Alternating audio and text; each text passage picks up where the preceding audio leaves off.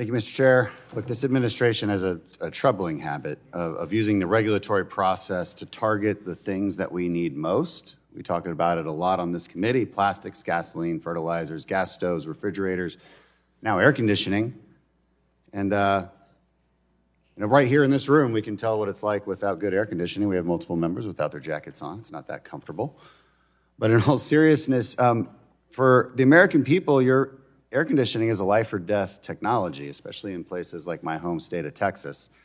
The air conditioning unit was invented in 1902. The installation of air conditioning in American homes is the reason why the chances of dying on an extremely hot day fell 80% over the past half century. That's according to an analysis by researchers from Tulane, Carnegie Mellon University, the National Bureau of Economic Research, and MIT. So this legislation shouldn't be all that controversial. It simply reaffirms that DOE energy efficiency standards must be both technologically feasible and economically justified. It's not actually reversing any of the admin's proposals, or it's not even changing any standards. It's simply reaffirming what's already there. It's a pretty moderate bill. I'm not opposed to the Energy Policy Conservation Act or the ability for the Department of Energy to set energy efficiency standards. I'm also not opposed to increased energy efficiency. And by the way, neither are the manufacturers, who compete vigorously with each other to show consumers that their product will save them money on their electric bills. The market's already driving innovation. These new regulations appear to assume that the market's broken, that there's a market failure wherein no one has an incentive to produce more energy efficient products. But of course, that's not true. Consumers have to be able to make purchasing decisions that work best for them. If they want a really high efficiency unit that they want to keep for 30 years, that's great.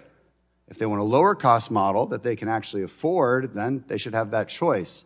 And by the way, who do you think is more likely to be buying cheaper in-room ACs, the kind that fit in your window? It's your lower income population. And they are the last people who can afford a more expensive AC unit that might pay for itself in energy savings in 5 years. They need those savings now because they need to be able to afford the groceries that are 30% higher than just a few years ago.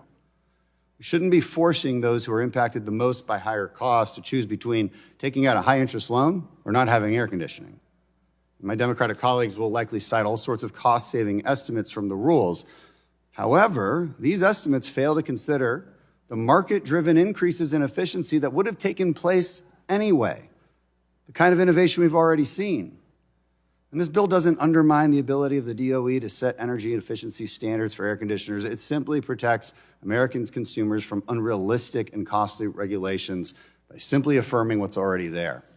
It's common sense. I hope we can all agree on it and vote for this bill. And I yield back.